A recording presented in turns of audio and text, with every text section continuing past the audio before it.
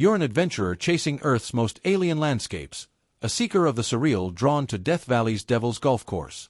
This isn't a vacation, it's a pilgrimage to a realm where nature's fury and beauty collide.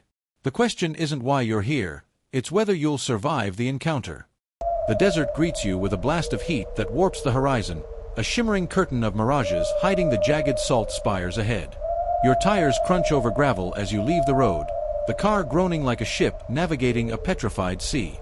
Every dune whispers warnings: turn back or become part of the wasteland. The Devil's Golf Course erupts into view, a vast, cracked expanse of blinding white and bone gray, where salt dagger-like crystals jut skyward like the frozen teeth of a primordial beast. The sun hangs low, a crimson eye glaring through haze, casting long shadows that twist the terrain into a labyrinth. You step out, the ground crunching beneath your boots, a sound like shattering glass. You're not just a tourist, you're a modern-day explorer scribbling notes in a leather-bound journal, half expecting a spectral caddy to materialize and hand you a cursed iron. The guidebook's warning echoes, only the devil could play golf here. You smirk, this isn't a game. It's a trial. As you trek deeper, the air hums with static, the salt formations humming faintly as if charged by the Earth's restless energy. A sudden gust whips sand into your face, and for a heartbeat, you swear you hear laughter, a raspy, inhuman cackle swallowed by the wind. Coincidence? Or the devil's welcome committee? Eons ago, ancient lakes drowned this valley. Now their ghosts linger in the salt veins beneath your feet. The ground is a time capsule, each layer a chapter of evaporation, tectonic rage, and relentless sun. You kneel to touch a spire, it's cold, despite the heat, a relic of Ice Age winters long forgotten. Your water bottle sweats condensation, a cruel irony in this parched hellscape. The park ranger's voice replays in your head, one misstep, and that salt will carve you open. You tie your boots tighter, the leather creaking like armor against the sharp, unseen threats below.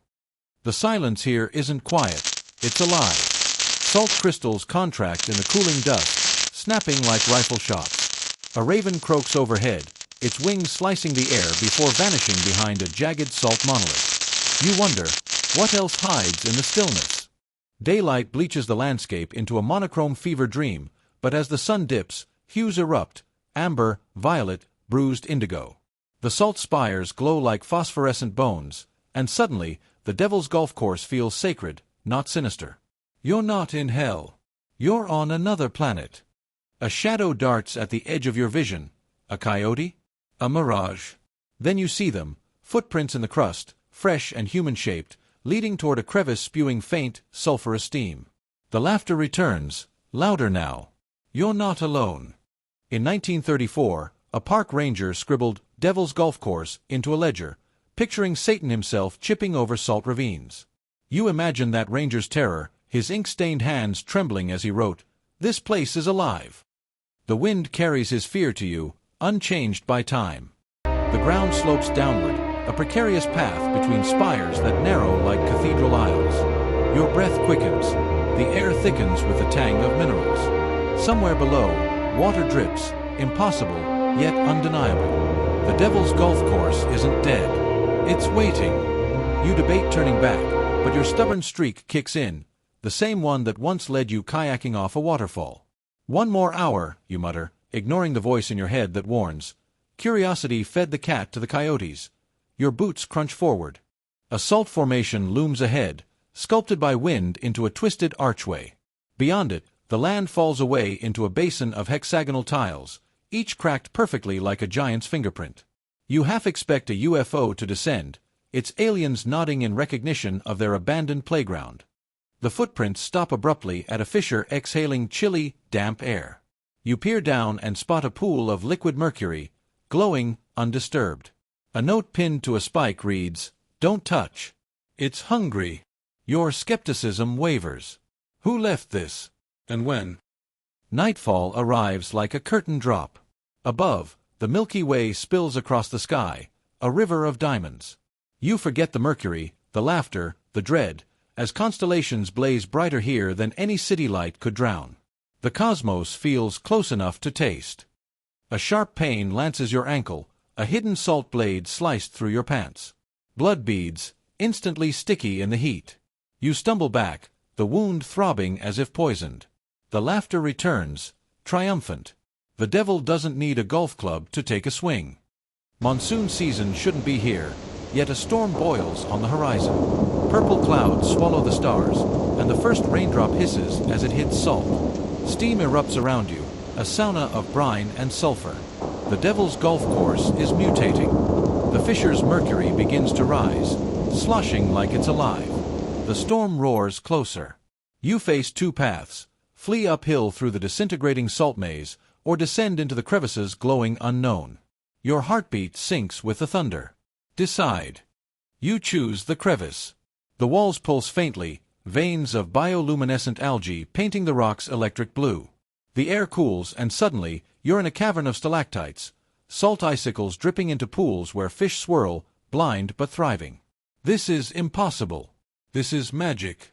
The cavern widens into a grotto lit by fungi clinging to salt crystals. The laughter softens into whispers, a language you almost understand. The mercury pool glows brighter, reflecting not your face, but a star map. You're not in Death Valley anymore. A voice hums in your bones. We've been expecting you. The fish leap in unison, splashing constellations onto the walls. You realize the devil's golf course isn't hell, it's a gateway. And the ranger's 1934 warning was wrong. This place isn't for the devil. It's for the chosen. You emerge at dawn, the storm gone.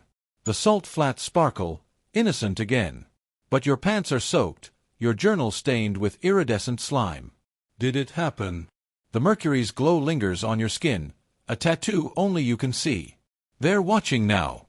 You drive to Golden Canyon, the devil's golf course shrinking in your rear view. The road snakes past Zabriskie Point, where cliffs glow like smoldering embers. The visitor center's promise beckons, answers buried in exhibits about borax miners and native Timbisha tribes. Inside, a display reveals the mercury's origin, a geothermal pocket, harmless but hallucinogenic. The cavern, a myth. Yet the slime on your skin tests as unidentified organic compound. The curator winks, some stories don't fit in a lab. Afternoon finds you at Furnace Creek's gardens, a slapdash of palms and trickling water. Hummingbirds duel over blooms, oblivious to the inferno around them. You sip tepid lemonade, wondering if the devil's laughter is just your thirst talking. Evening paints Zabriskie's Badlands in fire. The canyon walls bleed red, tourists gasping as shadows stretch into devilish horns. You snap photos, but the magic is gone. The real show was underground. Or was it? Back at the devil's golf course, nightfall brings a blood-orange moon. You spread your blanket for stargazing, but the fisher's location tugs at you. The Mercury's map replays in your mind, a constellation aligning with Orion's belt. Coincidence? A group of astronomers sets up telescopes nearby, their chatter about planetary alignments blending with the wind. One nods at your glowing slime tattoo. That's the same residue we found in the salt core samples. Sentient, maybe. You freeze. NASA's rover team arrives at dawn, testing wheels on the salt flats. You joke, looking for aliens? The lead engineer grins. This place teaches us how to land on Europa. You glance at the fisher. Europa's map is etched in your journal.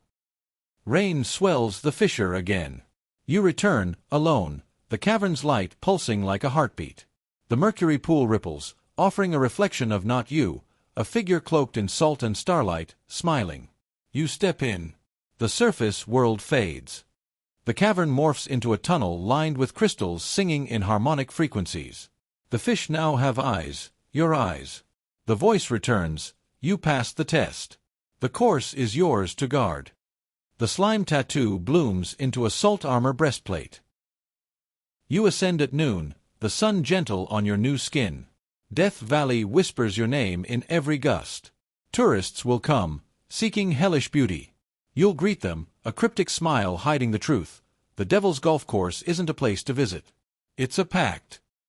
That night, you host a stargazing tour, pointing out the Mercury Residue's constellation. A child asks, "Is it alive?" You wink. Only if you listen. In your pocket, a salt crystal hums, tuning itself to the cosmos. The raven returns, perching on a spire as your jeep departs. It nods, a king acknowledging his heir. The devil's golf course shrinks in your mirror, but its pulse thrums in your veins. Adventure isn't a journey. It's a possession. The Ranger's 1934 journal resurfaces in your pack, pages blank except for one new line, "Guardian, arise." You laugh, the sound echoing through canyons. The devil never played golf here. He was waiting for you. At Pebble Beach, tourists swing clubs into azure waves. You smile, knowing their paradise is just a distraction. The real game, the one with stakes of salt and starlight, plays on, eternal, in the heart of the desert. A lone golfer tees off miles away, the ball arcing toward the horizon. It lands in the devil's golf course, swallowed by a fissure. You feel its impact in your bones, a challenge. The game's never over. You stand at Badwater Basin, the lowest point in North America, as twilight bleeds into violet. The salt flats glitter like a chessboard, each spire a knight guarding secrets older than sin. You're ready.